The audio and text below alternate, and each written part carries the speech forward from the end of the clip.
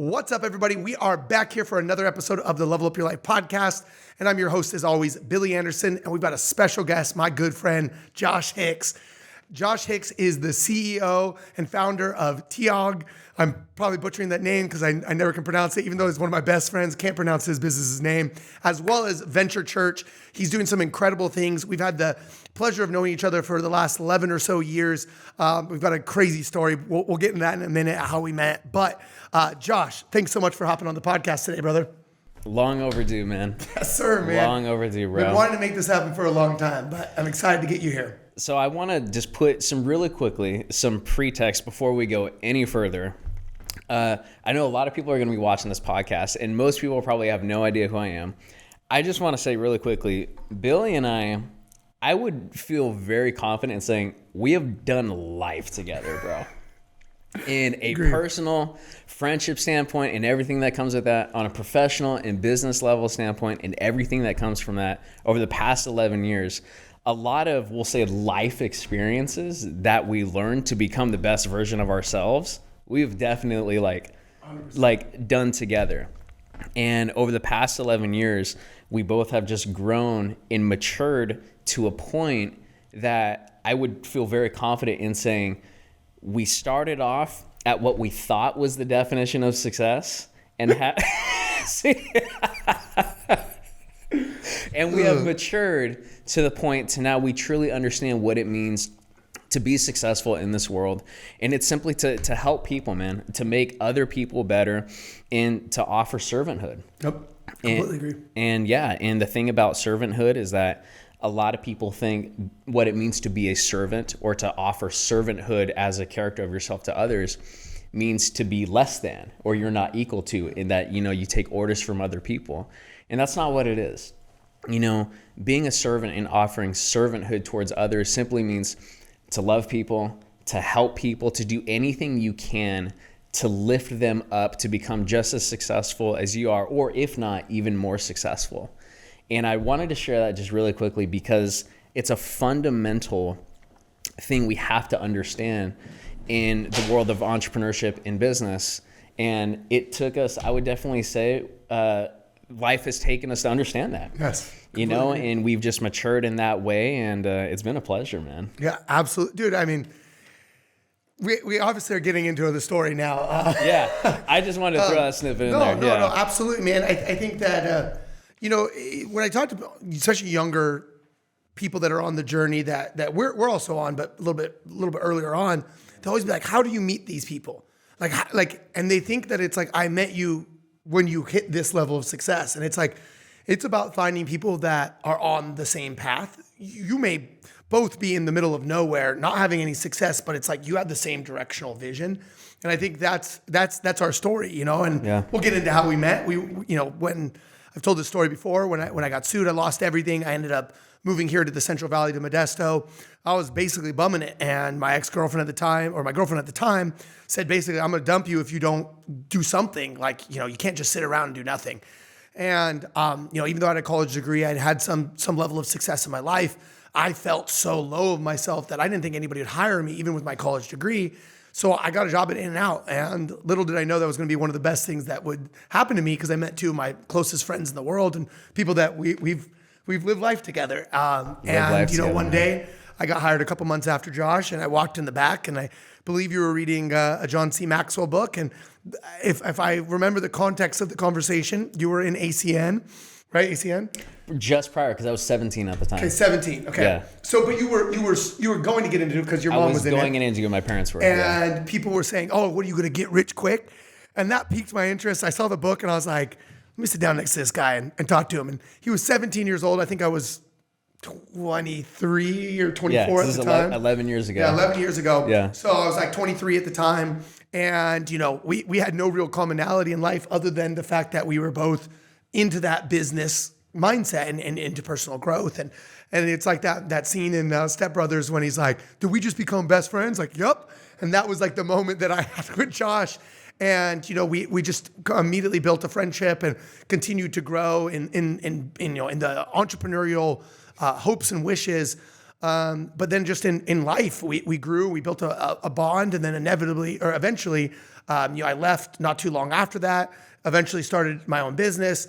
You ended up coming and working for the business. Just so many things have evolved from that. You ended up leaving to go start your business, and we both flourished in our careers, but at the same point, our friendship has stayed very true and very strong. And I just am so thankful for our friendship, and in not only the business side, but in life. And going back to my original point, which is like, how do you meet these people? It's just finding people that have those similar interests and more importantly, those similar morals and values that just have this drive. And, I could have looked at you as a 17-year-old and been like, what the fuck am I going to do being friends with a 17-year-old? But it was like, we had similar beliefs and wanted similar things from life. And that's really it. And, you obviously know quite a few of my friends, whether it be people like Brian or, Eugene, these people that have come into my life in the non-entrepreneurial space, but have joined me on that journey, or we have aligned on those journeys. And that's how you meet great people. Is it's not that you meet them at the top, you meet them at the bottom, but you're on that journey together. Yeah, man, it's been a ride. And like you said, when this was 11 years ago, being 17, getting ready to do ACN, which for those that aren't familiar, it's a network marketing company. And my parents were very successful at it. But I had this drive for entrepreneurship in business because my parents were already successful business owners. So at that time, being 17 years old, being exposed to that lifestyle, I got that bug, that entrepreneurial bug. And with that, fast forward 11 years later, both you and I, we've had successes and we've had failures, but it's because of those failures that make us who we are today, and we become better. In fact, one of the things that I love most in getting on the topic of how you meet people, especially people that are on the same journey as you, I was actually speaking about this the other night, is in anything we do, the length of time that goes by and the trials we go through, what's the difference between an amateur and a pro in anything, right? The gentleman I was speaking to the other night, he said he just named a basketball player, which I'm not going to lie, I kind of forgot his name. Oh, Tracy McGrady. Tracy McGrady is his favorite basketball player. And I was asking him, Trace McGrady, great basketball player, what's the difference between him and an amateur player? And the difference between an amateur and a pro is how they address mistakes.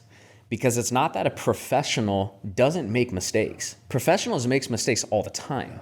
But the difference is when a professional makes mistakes, they confess it, they analyze it, and they do their best to make sure it doesn't happen again.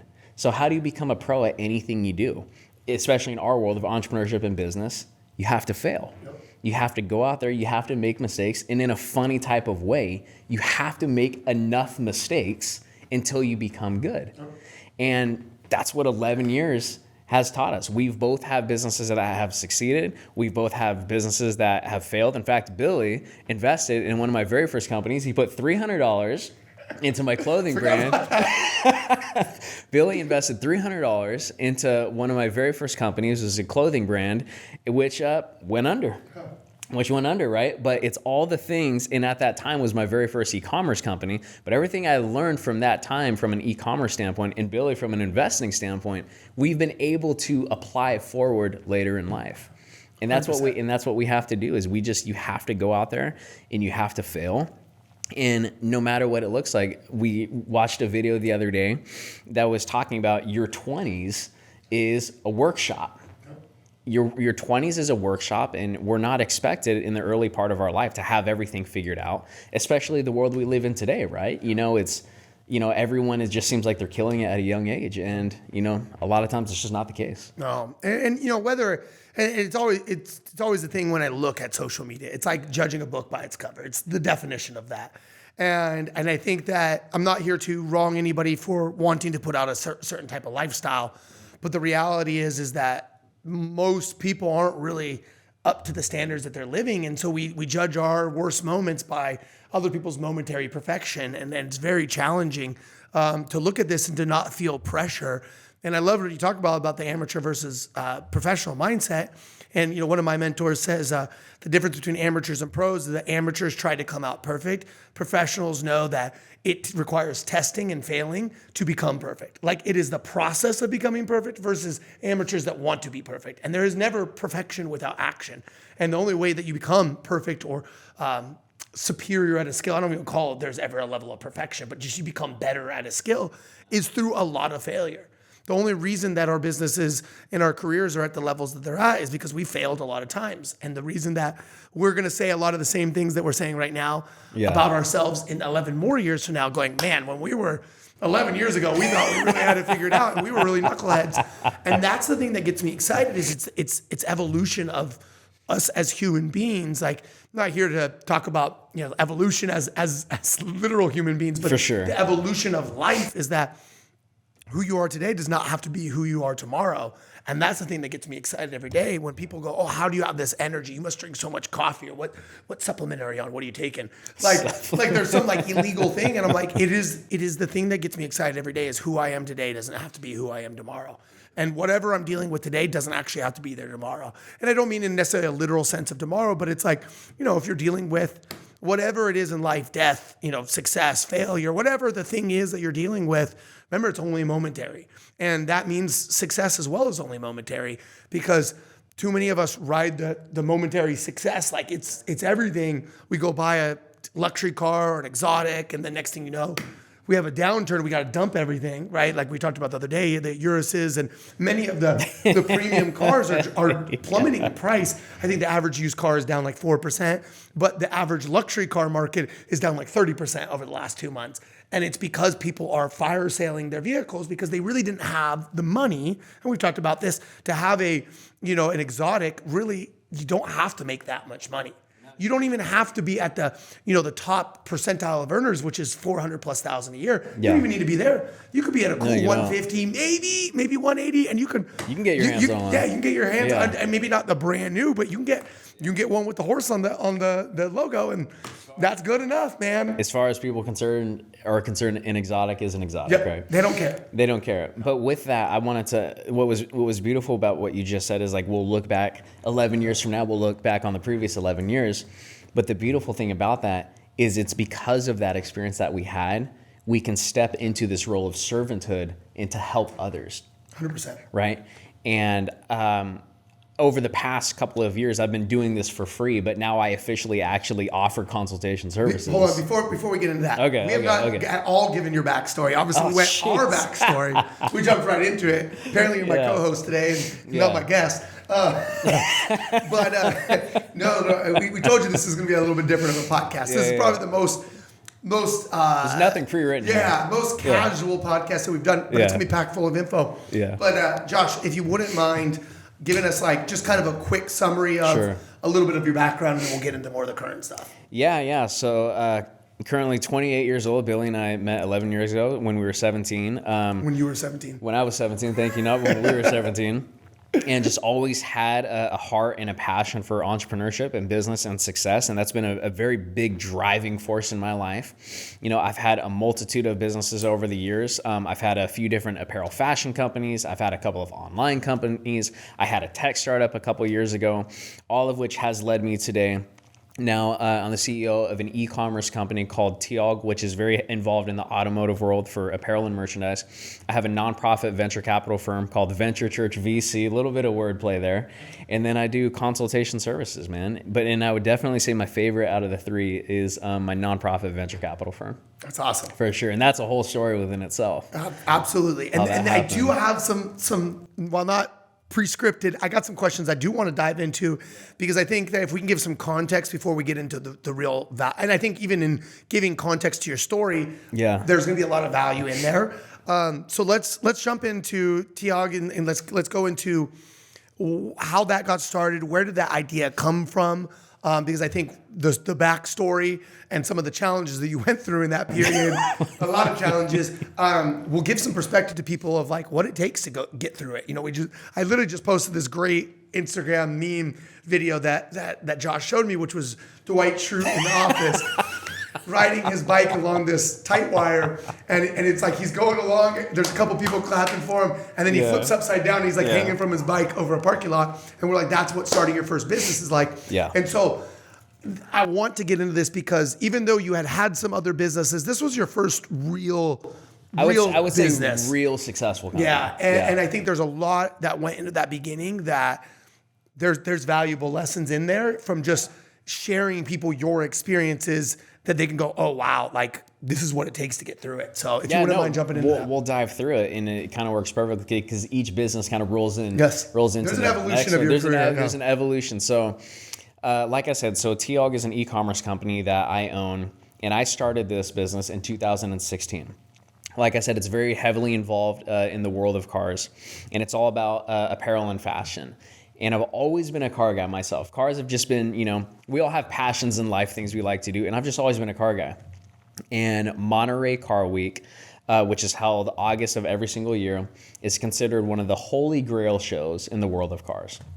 And I very first went to it when I was 11 years old. And ever since then, it just became a passion in my life. Seeing the type of people, seeing the wealth and the money that's there in the cars, it's just a whole different world. And that just made me a car enthusiast. Well, back in 2015, I had a really cool idea, of a website that was kind of a hybrid that not only talked about the latest and greatest car news, but also sold the apparel of your favorite companies. Now, at that time, there's a couple companies that sold the clothing of your favorite car brands like Ferrari, Lamborghini, Porsche, things like that, but they didn't do news. There's, of course, several news sites out there, but they didn't do apparel. So I had the idea to combine these two of car news and car apparel and put them together. So that idea came together in 2015. Actually, starting the beginning of 2016, this idea started to take form. And what I thought would be a very easy journey of just starting a website and then putting clothes on there for sale turned into a vast uphill battle. Long story short, I ended up losing close to $20,000 getting a website. Partially responsible for this loss. I did the referral. Careful who you refer your friends to. So when it was all said and done, I almost lost about $20,000 because I worked with a company out of San Francisco. Because of the type of company we wanted to build for e-commerce, given the news side of things and the apparel fashion side of things, at that time, there wasn't really a platform that was able to cater what we needed to do. So we had to create our own website. That whole mess lasted about a whole year, found myself in a lawsuit suing another company, which ultimately put us in a 6-month delay to actually starting the business. Now, this is the first real business idea I ever had. And an important lesson during that time that, of course, I can look back and recognize this now, in anything you do is your consistency in how bad is it you actually want to accomplish something. Because at that time, most people, realistically, and I'm not trying to toot my own horn here, but they probably would have given up. Yep. Not only just losing that type of money, but getting involved in a lawsuit. But I really believed in my dream of having this website come to pass because I knew there was nothing wrong with the idea. It was just getting that idea started. What happened. We just had to find a way to persevere through, deal with these website issues, and then actually launch as a company. We launched December of 2016, and it's still live to this day. And it has just been a journey that has led us into having amazing contracts with Ferrari and Lamborghini and Porsche. We're a Formula One partner, so we offer Formula One apparel and merchandise. We get to hang out with all the cool people and all the cool cars. But getting into the time of COVID, 2016 to 2020, was a head turner. I would say, like most businesses, we're struck with a circumstance that no one knew how to handle COVID. No one knew what to do. And as COVID started, we found ourselves in a very interesting point where we were actually growing in sales. Because as COVID initially happened, people didn't stop shopping online. People just resulted into buying things in stores to shopping online. So for us, it was actually, in a weird way, kind of cool. But as COVID continued and as the economic scare kind of happened, our sales actually started to drop, which left me in a very interesting position because I just have such a heart for people and I love people and I believe in people. I had recently brought people on to become a part of our team to help us grow this company. And next thing you know, the growth we were having couldn't sustain the employees we recently just brought on in myself. And I could not see myself letting these people go. And I'm a firm believer, and I got to tell you, I've gone toe-to-toe on this subject with some pretty big dogs, and I feel very passionate about. I feel, just me as an individual, when I give someone a job, it's my responsibility and my duty to do everything I can to help them succeed at their job and what it is they do. And I didn't feel that that person who was doing a good job should have to lose their job opportunity just because of COVID-19. I felt my responsibility as a leader was to figure out how to keep them. And what I came to the conclusion of was, I know if I stop paying myself, I can go out and find another source of money. I have that skill set. I have the connections to be able to do that. These people don't. So what I did at that time is I actually took myself off of payroll to go ahead and sustain our business and to sustain our employees, so that way they could be happy, they can continue to make their paycheck. And during this time of COVID, which was drastic for a lot of people out there, I could take care of my employees and make sure that they were okay. That, man, it's just amazing how God's plan works out, because what seemed like a tragedy during that time of, I just completely lost my source of income because I was protecting my employees, turned out to be a huge blessing. Because of that led me into my tech startup, which I had started.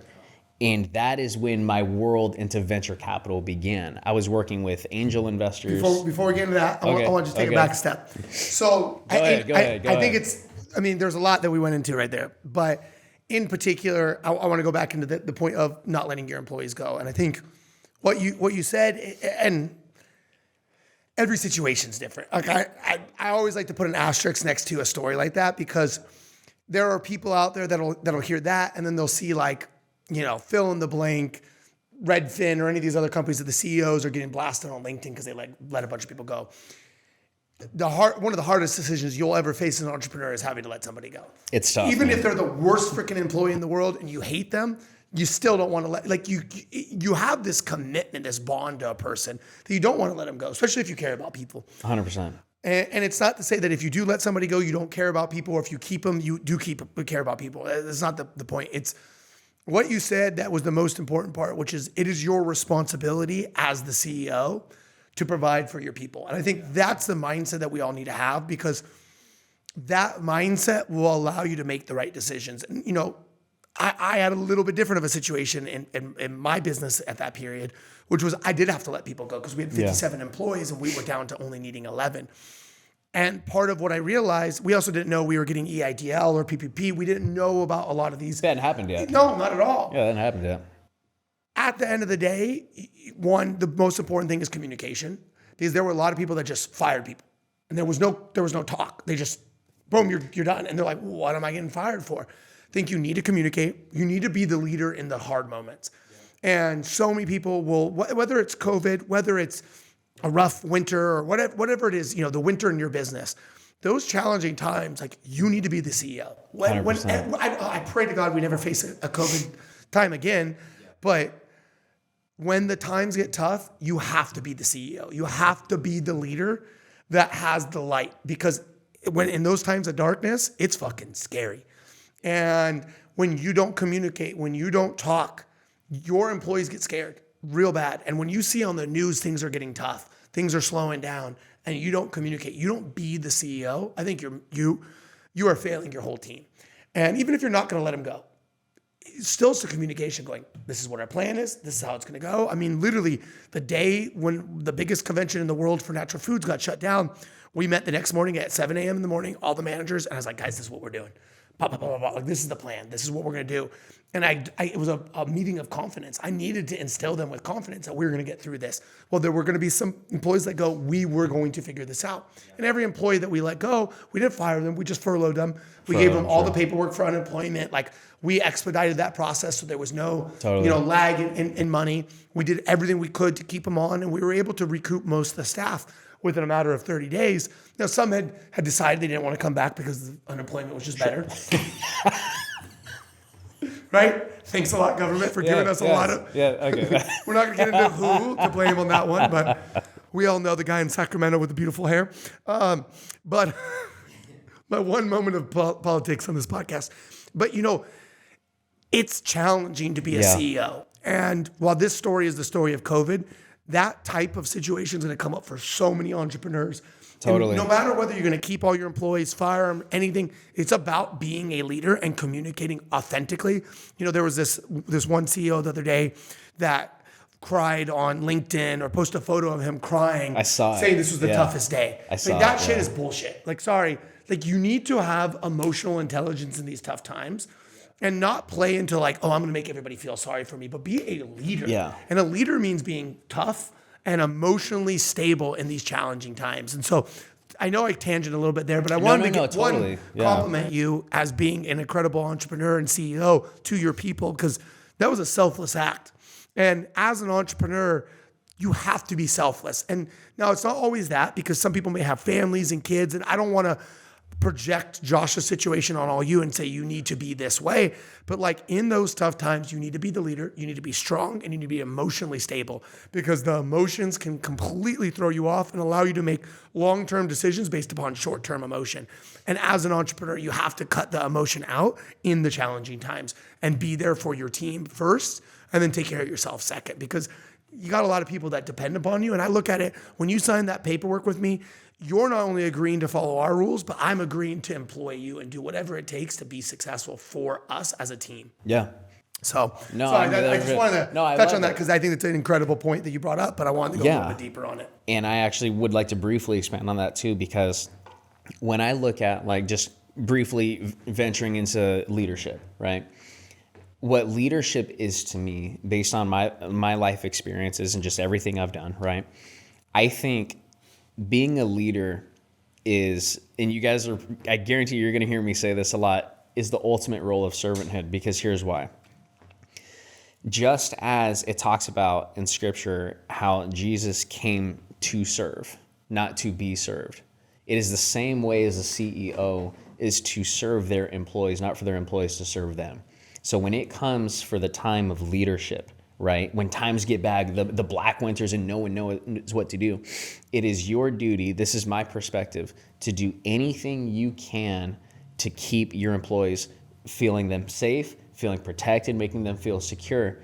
And I felt at that time, as I knew what my capabilities were, and I was willing to make that sacrifice for the employees, to put myself in a situation that was realistically unknown. Yeah. And I had to go do what I had to do in order to get a new source of income, because I don't feel that if you give someone a job, that if they've done nothing wrong, that they should have to lose it. Now, again, that's just my perspective, right? Now, again, we didn't have 57 employees, right? We had 7. Right, for what we were doing. Which is still a decent number of people, right? It's a lot. That's a decent payroll. And so with those 7 people, it's am I going to make this individual situation worse just because I'm not willing to make the sacrifice or put myself in an uncomfortable situation? And my answer was, I need to serve my people. Yeah. And the ultimate way for me to serve my people was to protect their jobs, to protect their paycheck, to take any fear they had away. I was willing to take on that fear so that way they could be okay. And then that is, like I said, not to jump ship, but that's what ultimately led me down the road of venture capital. It was because of that which totally led me into the path that God wants me to be on. And so let's jump ahead into that. Yeah. Because we'll fill up the podcast with plenty of other conversations. So yeah. We could have stayed on that one for quite some time. No, we totally could. Let's jump into this time that you made the sacrifice for yourself, or for your people, but you sacrificed something for of yourself, I should say. Yeah. What happened from there that led into this next chapter for you? So what led into the next chapter of I had officially taken myself off payroll, off making money from my e-commerce company, to basically saying, hey, I need to find a way to get revenue, get income, right? And that is what sparked me to actually, in the height of COVID, in the height of of living off savings and credit cards, to create a startup. Oftentimes that's how things happen. I had a tech startup idea for a long time, and it was not to get into the details, but Apple, if you're listening, you stole my idea. In fact, if you did the latest Apple update, that was my idea, by the way, about managing notifications and messages. So I had this tech startup idea, and I knew a couple of angel investors already. I was not deep in the VC world, but just through networking, you just meet people, and I consulted some people about, investment and putting things together. And they would love the idea that I had, but they said, we'd like to work with you once you get something going. So at that time, I was like, how do I get this tech startup going? Well, I have to put some money in it to get it started. Get the MVP built, get the prototype built, which meant spending more money that I was trying to live off of. But again, being an entrepreneur, sometimes you make some crazy decisions that don't make sense, right?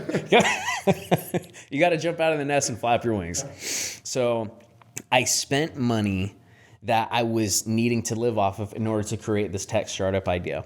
And once we got the MVP up, the prototype, and that was my own money to get this thing going. And with minor help of outside, just a little bit of investment from people I knew, not very much, just probably like $5,000 or something like that. And I ended up working with a VC firm to go into both a pre-seed round and a seed round. Well, during that time, we actually got a deal put together for $500,000 for a seed investment with a VC firm out of Los Angeles, down in specifically West Hollywood. And in that process, now, obviously I'm shortening this story up, but it was about a year and a half. It's not an easy process. That whole process. It's not an easy process. For anyone out there looking to get angel investment or VC money. Whether it's VC or even private, it is a process. Right. And there's a lot of people that think it's like, I need money. Like you could just like go to the bank and hit the ATM and withdraw $500,000. No. It is especially now, because the last few years, the due diligence was probably subpar to what it should have been, and that's why we've seen a lot of the growth stocks get hit. Yeah. But like, we're gonna get into that actually. Yeah, we're gonna get into that. We'll get into it. So this actually leads up to me working with VC. Okay. So and through this process of working with other VCs for my tech startup I had, we basically got a notification our developer reached out to us letting us know about the upcoming Apple update. So this was iOS 14. When was this? No, so this was some time ago, but Apple had talked about creating this. Our developer, praise God, man, just his honesty, right? He was like, hey, look, man, you can be the entrepreneur that's like, hey, we're going to go conquer the world and we're going to buy Google, right? Or you can do the right thing, talk to your investors, be honest with them, let them know what's up, because if this app update rolls out, you're going to get crushed. Yeah. You're going to lose. You're immediately done. You're not going to take on Apple. They straight up told me that. And so I presented that info to my investors. And this $500,000 that we did went back to them. And to this day, they were so thankful for that honesty, that now I obviously took a loss, right? But the relationships I gained from that benefited me down the road, which we're getting into. But going from that tech startup, because of what Apple was coming out with, which was literally our startup idea, led me into working with the VC that was investing in me. And there's a lot of roles in VC. For those that aren't familiar with VC, it just means venture capital. And there's a lot of roles that play into a venture capital firm that help them invest into startups. You have analysts, and you have senior analysts, and principals, and general partners, and limited partners. All you need to know is there's a lot of people involved to make a deal actually happen. And I didn't have any of those roles, because the managing director, the VC that I worked with, loved everything that happened about our previous deal we're working together, and the honesty and just letting him know what was happening, the money. He kind of took me under his wing. So I was employed with them, but I wasn't in a specific role. I was kind of just like his right-hand guy. I did everything he did, from deal sourcing to M&A and acquisitions, helping startups grow, analyzing startups, everything that a managing director would do. I was kind of just like there with him. And that gave me a ton of knowledge and a ton of experience, that I really felt a call from God to do this, because, when I gave my life back to God in 2020, I had prayed, I don't know how many times, that he uses me, makes me successful, so that way I can help others and I can do his will in this world. And I really felt him calling that I put you through this experience, and through having to essentially not let yourself go from your own company, but not get paid from your own company, to get the experience of tech, to work with VCs, to work within VC technically as an employee, so that way you could take all of this knowledge and create a VC of your own and help people in the way that you want to. And that is when, and I know this is going to be a very weird term for people to hear, nonprofit venture capital. I remember when I told you that, you just had a giant question mark. In my head, I was like, what the fuck, man? Yeah, like, what does that even make mean? Any sense? I'm like, this is everything that venture capital is against. They need to make profits. Exactly. How is it a nonprofit? Exactly. So how I ended up starting my nonprofit venture capital, where I'm through this whole year. And keep in mind, this is about 2.5 about 2.5 years of VC experience, right, that I'm taking to start this nonprofit VC. And in short, a nonprofit VC, and again, this is new, this is something we're basically creating, right? In every single which way, we operate like a venture capital firm, except for the people that would normally invest with us understand that it is a donation toward a cause that they want to support and they get a tax deduction with. So when you look at how does a VC operate? Well, they have a board of directors and advisors. They've got an analyst team. They deal source, and they basically put deals together for their investment. We do the same exact thing, except for how we make money is a very, very, very small portion of the money we go out and raise, we keep for ourselves just to support staff. And all the money we go out and raise, we give away. And the cause we have specifically is we work with churches to help clothe and feed the needy, the homeless, and the hungry in struggling communities. Because of the past 3 years, not just because of COVID, but just, the current economic times we're in. Community outreach as a whole, not only on a government level of city and county, but churches as well. So many people got hit so hard financially. That means programs to help people that are struggling have dwindled or died off, or they can't do as much. So I really felt God put me through this experience to use my skill set as an entrepreneur of finance and business to create my own nonprofit VC, so that way we can take the horns of this problem, go out, raise this money, and give it back to the people that need it. So that way, just because of the times we're in, people should not miss out on being clothed and fed due to a simple man-made thing called money. Yeah, 100%, man. Yeah. There's that was a little bit of a story so much there, too. I wanted to stop you 10 times too, but I was like, we got to get through it. This is how we're rolling, yeah. I think the one thing about the whole story that you just shared is tenacity. That'd be the one word that I could describe you throughout that whole time. Whether it be starting the website, dealing with the issues there, and I had a lot of private conversations with you during that period, and that was a very nice way of summarizing all that, because there was a lot of frustrated phone calls. We've only got so much time. Yeah, exactly. Brian's camera's only got so much juice. The SD card's only got so much space on it. But legitimately, throughout all those times, you could have given up. But having that tenacity, that drive, the focus, the determination, that's entrepreneurship. Everything you said there sums it up into that is an entrepreneur. And I think there's so many people that look at entrepreneurship from one standpoint, which is money and freedom. But to get there, it's a lot of eating shit. It's a lot of no freedom, no money, not doing what you want. It's doing what you have to get through, because you believe that what you have to go through is worth it for the end destination, right?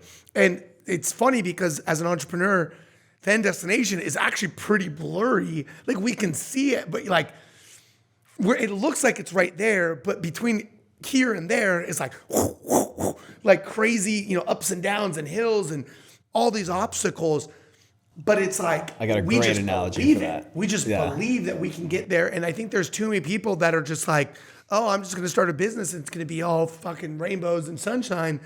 But it is a lot of this. And the best part about all of this is not only who you become, but the opportunities and doors that become available. It's I think back to In-N-Out, and I left on a Friday morning, got my tattoo that afternoon, put a down payment on a food truck, and Sunday morning I wake up to a phone call from my good friend Andrew saying, we want you to open the whole Northern California branch for our solar company.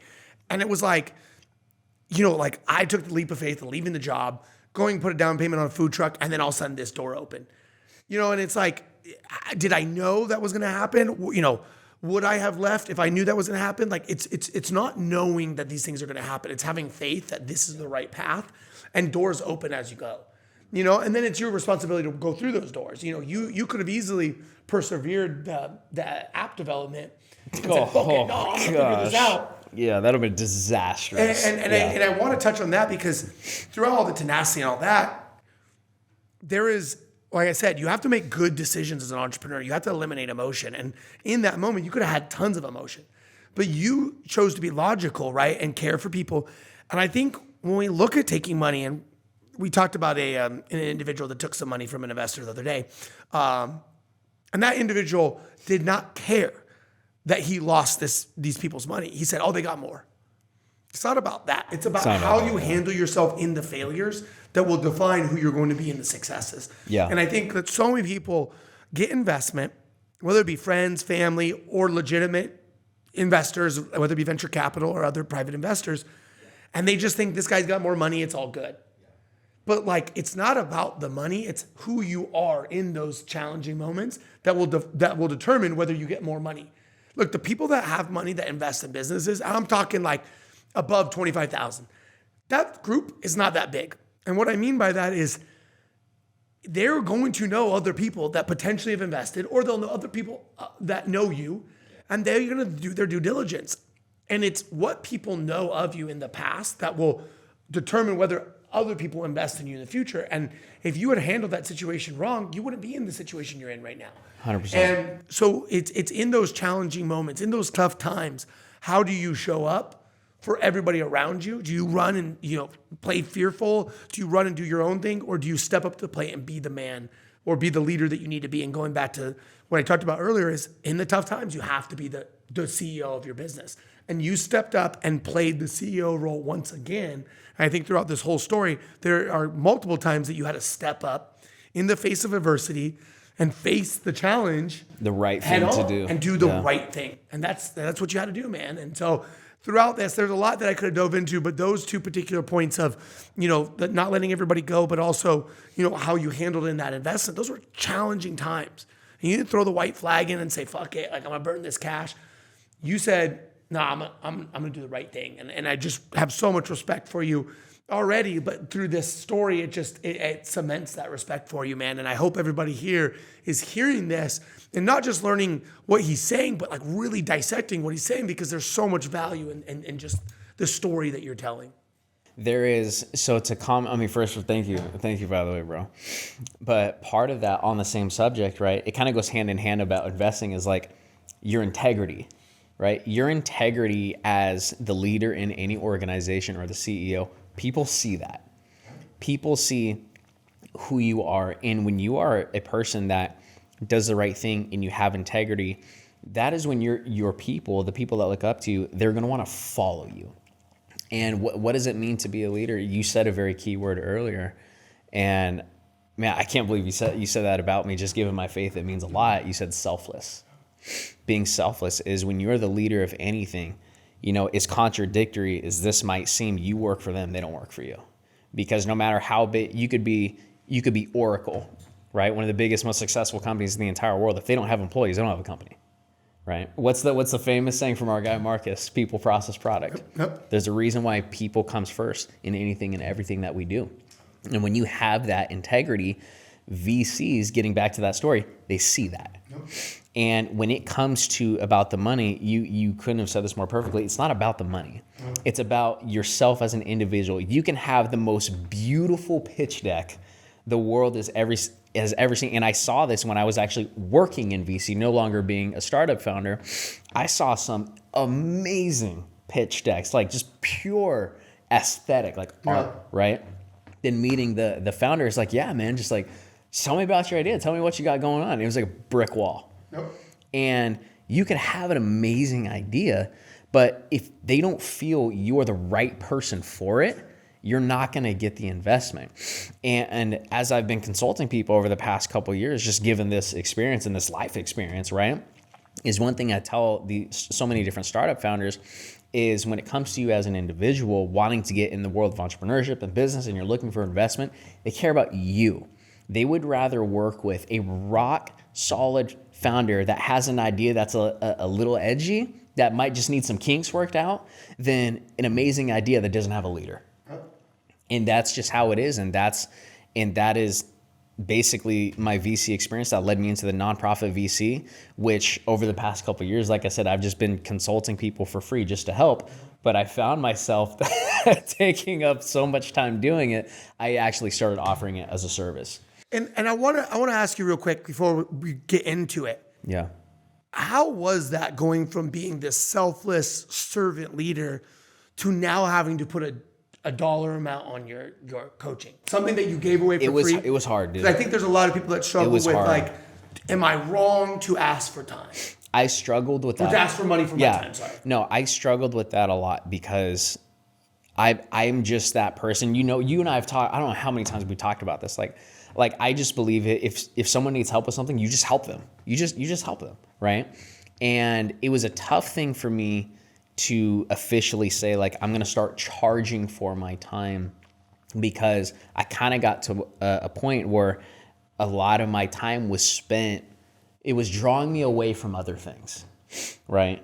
And if you have your hands in a multitude of cookie jars, well, you only have 2 hands, right? You can, if you want to do 10 different things, that's fine, but your hands are only going to be spent doing so many things. And I was finding my hands were in this particular cookie jar, and it was taking my focus away just a little bit from a couple of these other things. And bro, it was tough. It was tough because I've been there of being a startup founder, not having direction. I've been there of someone that has a business idea and just people wouldn't help you, right? And I always viewed it, because I was on the other side of it, of like, hey man, can you give me some advice? They're like, yeah, here's an invoice. It's like, what do you mean here's an invoice, right?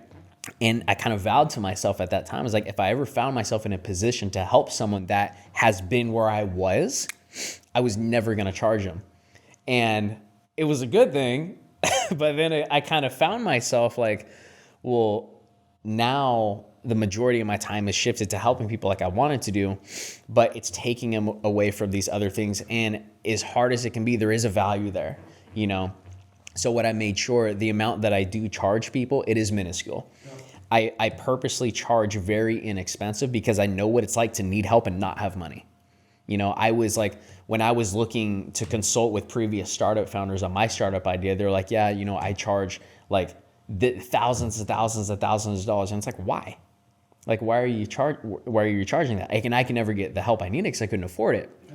So I did have to come to a conclusion of like, just based on my time, right? That I did have to start charging for my time, but there's still like that servant side of me that says, I am going to start charging for my time, but I'm going to do it in a way that makes sense. That way people can afford it. Because I don't want to be that person that just price gouges someone that needs help, but they can't afford it. So I charge a very, very, very inexpensive amount to help people. But I've just gotten to the point in my life and all the ventures that I'm doing that I would say I've officially reached that, we'll say that point in entrepreneurship where, you know, there is a value to what you do. And it was hard, man. It was very hard for me to make that decision of I'm going to officially start charging for my time. It wasn't easy. Yeah, it's a tough one, man. And I think, you know, I guess I technically charge for my time. I don't do individual coaching right now. This past year, I had to get to the point where I just had to say no. It was my season no. Yeah. Like I had to say no to people because I got to the point that I was a whore. I just hoard my time out. I was prostituting for free, you know what I mean? Which is basically just a slut, right? So I was a slut with my time. And I found myself feeling guilty to tell people no. But one of my mentors said, he's like, look, man, like when you give everything that you have to everybody else, what do you have left for yourself? And I realized that I was exhausting myself giving and that I actually had nothing left for myself. And what the other thing that was pretty crazy was he told me, he said, take a worksheet, write down all the names that you talked to in the last month. You gave them advice. How many of them applied it? And he said, this was actually something that was valuable. He said, look, you can either keep coaching these people for free or keep, you know, having calls or meetings with these people for free. And you will continue to see your time taken and nothing come of it. He's like, if you're going to continue to do this, you got to charge. And he said, you're actually doing a disservice to other people by not charging because they're not taking your time that serious. Because what's their investment? No, that's more than fair. You know what I mean? Like you take something serious, you got to put money down on the line. Yeah. You know, like and it. One of my other mentors, he told me never to quote him on this, so I can't say his name. Favors turn to fuck ups, and he said too many people want to give favors out when they were in a tough place, and often the favors turn into fuck ups, where then people just are like, hey, can I get another hour of your time? Can I get another hour? And there was never really boundaries set, and these were all valuable things because I was giving so much that I had nothing left for my ex-wife and I had nothing left for me. Nothing left for my mom, nothing. But I was like, cool, I just had 7 meetings today with people. And I'm like, how am I supposed to teach people to be successful when I am doing quite the opposite of just giving myself the time and the boundaries? Sure. And so I had to say, this is my season of saying no. And it was hard, man. It was hard. It still is hard. And so I've had to find a way of saying, okay, I can say no, but I can still give value. So I do these meetups. And that's why I posted a story on Tuesday night and I said, look, like, if you've been trying to get time with me, come. Yeah. And what I learned is that most people, if you put a barrier of entry into working with you, like showing up at an event that was super fun. That was fun, by the way, yeah. Or paying a little bit of money, how many of them will disappear? Yeah. And so I actually realized that it's necessary to put that barrier of entry to vet out the people that aren't going to just use you and abuse you. Because they're like, oh, bro, can I pick your brain? What are you picking for? Give me like 3 questions that you got. Yeah. And then and I actually started doing that, asking people, what are 3 problems that you're facing that you want to talk to me about? Oh, I just want to pick your brain. Bro, you're not even clear, right? So I've learned that often that the selfless people are so selfless that they actually don't even put boundaries on the other people to make sure that those people have the success that they're looking for. And so by just framing into, you come up with 3 problems that you're facing that you want to talk to me about, and then I'll consider a meeting with you. And people were like, whoa. And I had a couple people get mad at me. Like, bro, how dare you? I just need to pick your brain. But what do we talk about? 30 minutes, you're picking my brain? What does that mean? What are 3 things you want to pick my brain about? Like, you can't even, you know what I mean? And I don't want to sound mean towards anybody. And if you're one of the people that asked me to pick my brain, I'm not here to insult you, but like, we're all human beings. And we all, and I get a hard time with early entrepreneurs because sometimes they'll get mad at somebody like you. Well, I got an hour of your time before for free. Now you want to charge me? Like, I've had that conversation. People devalue other people's time. Yeah. But then that same person that expects you to coach them for free, if you ask them for a free product, they won't give you a free product. And you're like, come on, man. Like, and so I think we often lack empathy for the people that are around us. And I actually say that we've actually, as selfless people, have lacked empathy for the other people because we've been so willing to give that we never understood how that may be setting bad parameters around them or bad boundaries or a lack thereof of boundaries. And there are people that I know that I helped in early days. There's a guy I helped 5 years ago, and this guy just quoted a friend of mine $2,000 to speak to him for an hour. And I'm like, bro, I actually reached out to him. I was like, bro, I heard you're charging $2,000 an hour. Yeah, man, like, I ain't giving my time away for fucking free. I was like, you remember when I gave you an hour for free? I was like, bro, you gotta, like, have that tact to, like, understand who's who, right? And I'm not here to wrong that person for $2,000. Yeah. Understand your worth. But I think coaching at a flat rate is so difficult because there is those ebbs and the flows. And so I'm a big performance coaching person. I price on performance. If you're a company that's doing $2-3 million a year, you're gonna get charged different than the person that's at $2 or $3 a year. Right, and I'm tangenting a little bit here, but no, keep going. I think that the charging of your time is a very time to money ratio is a very difficult one, and you need to have empathy and understanding of every situation needs to be that ebb and the flow. And so I just wanted to pick your brain and, of course, tangent a little bit on there.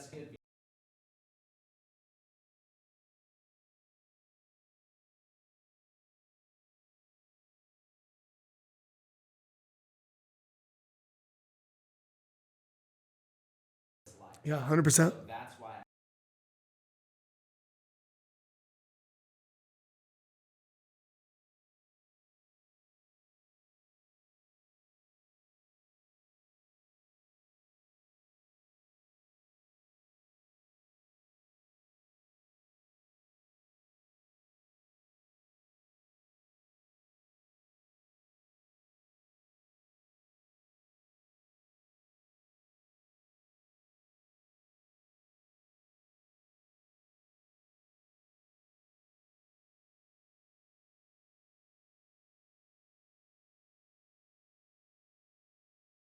Well, and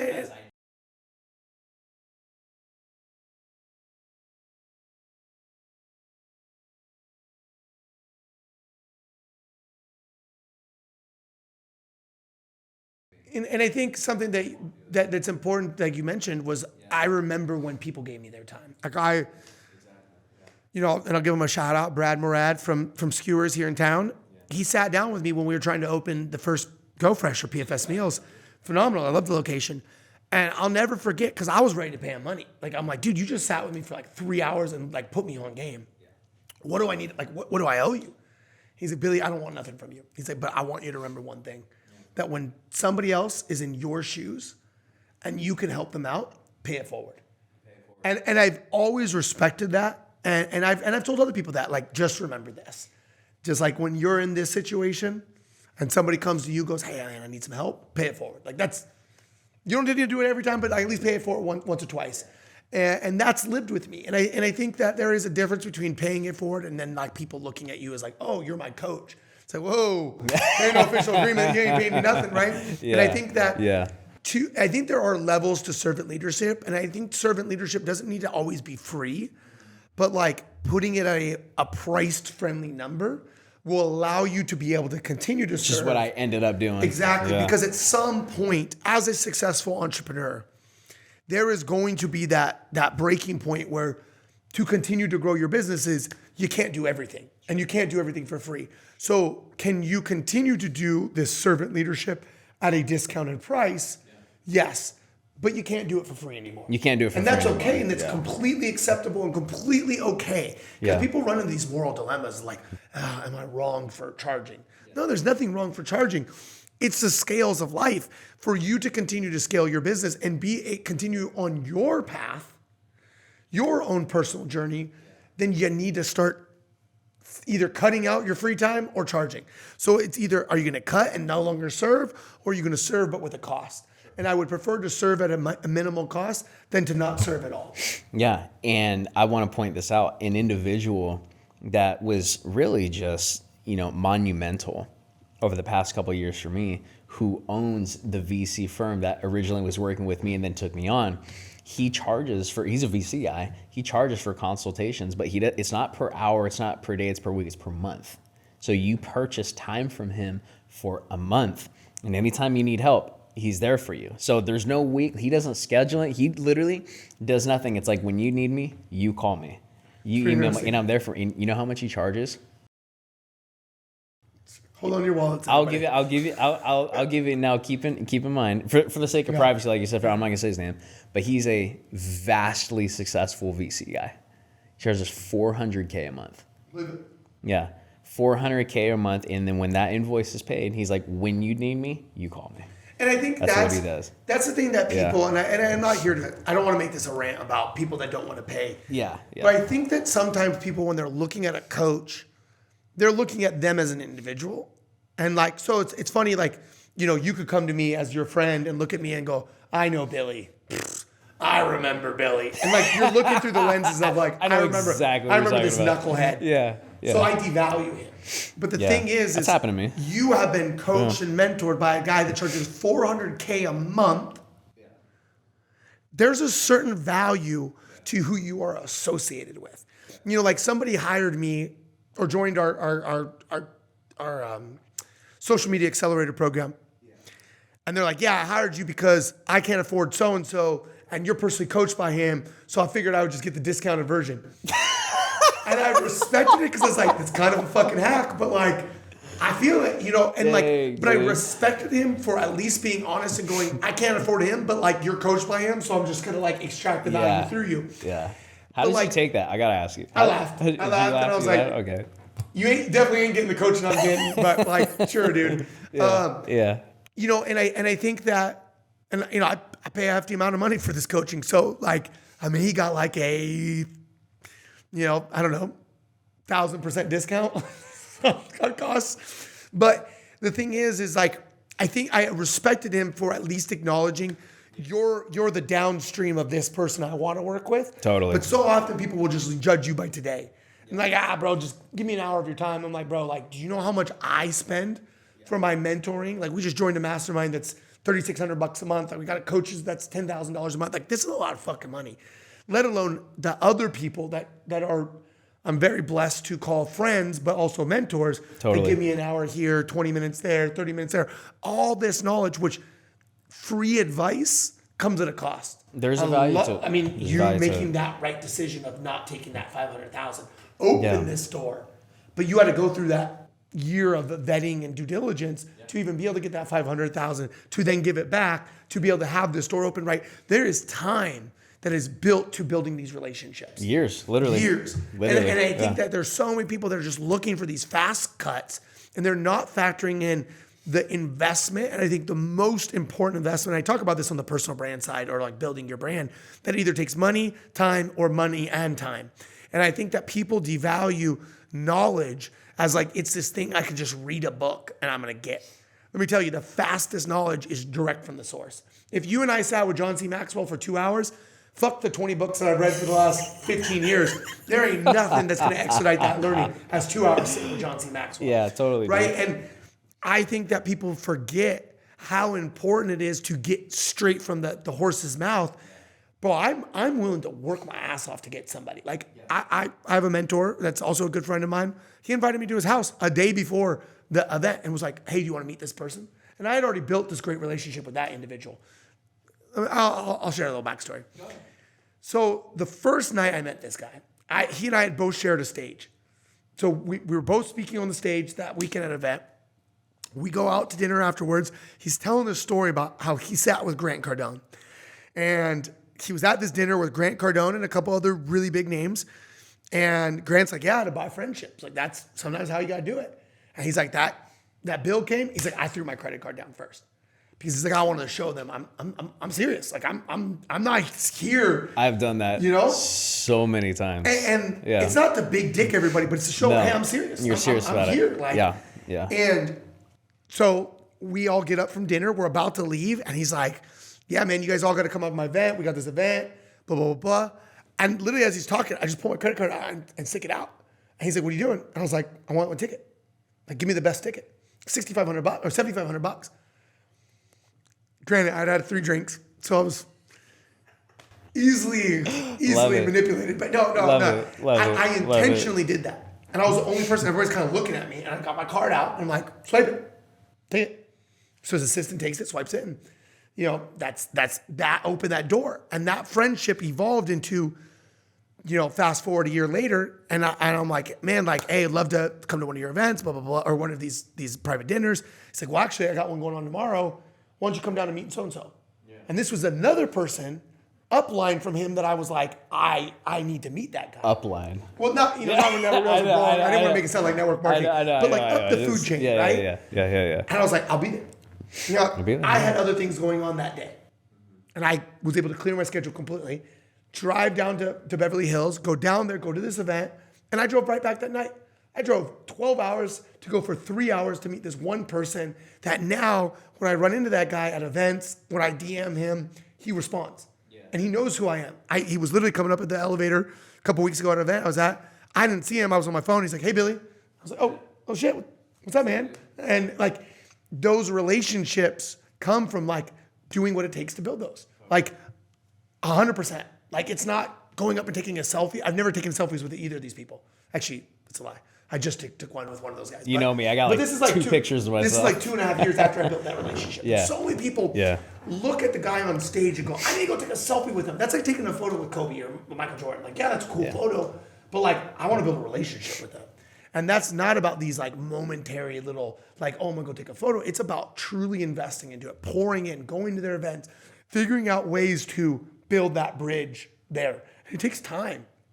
And it might mean paying them for coaching. Might mean paying whatever to it go looks to an event. like. Yeah. It might be paying for dinner. It's whatever it looks like. You know, and like we have a guy that I want to work with really bad at our agency. I emailed him and said, hey, here's 25 scripts for free. I said, and send me the videos you shoot of these. We're going to edit them all completely for free. Yeah. Now, is this going to cost me some money? Hell yeah. But somebody I really want to do business with, and I'm willing to give that all the way to get him back, because it's gonna be somebody I know that we can help take him to the next level. It's not about the money we're gonna make. Totally. Us working together, that reaction is gonna cause a crazy result. And so you got to do whatever it takes to get where you want to go. And you know, I think going back to your original story is like tenacity. That's what it takes to get access to information, access to money, access to resources. And that's why I posted a video a couple weeks ago about why I believe networking is so important, because it gives you access to opportunities, access to resources, and access to information quicker than anything in this world will give you access to, period. Yeah. So I just totally monopolized this whole conversation, but I just wanted to go into that because I think this is a relevant topic. You know what, guys? Let's go ahead and pause it here. This is going to be the end of this episode. That's how you know it's authentic, by the way. Yeah. You know what I mean? Like, you guys know, I've never been one that's like all staged. We want to keep bringing you the value. We're still going, but we want to make it palatable enough so that it's not a freaking Joe Rogan podcast that's like 3.5 fucking hours. So there's going to be, we're going to go into part 2 here in a second. So we're going to pause this. Hope you guys enjoyed this, which I know you did. Please share this because there's going to be a gap in when these get released. So if you got anything out of this first half, make sure you share it. But more importantly, make sure you come back for part 2 because we're going to just go even deeper into some really valuable topics. So we'll see you back for the next episode, which is going to be in a second, but for all of you, it's going to be in about a week.